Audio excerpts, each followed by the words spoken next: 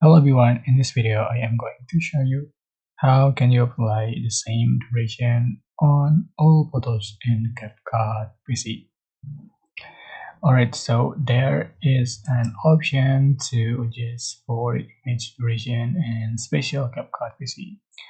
How to go? Just open the CapCut app and you can go to menu and go to setting, select edit, and you can find image duration. So you can change, for example, I'm going to change for one clip is 2 second, and just click save.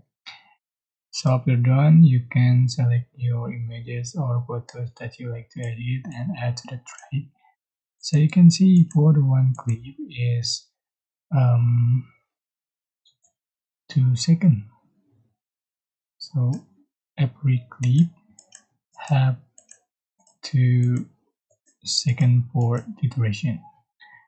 That's it. I hope this information was helpful for you. Don't forget to like, comment, share, and also subscribe. If you have any question, please comment. If you have any question, please leave in the comment section down below. Thank you so much for watching.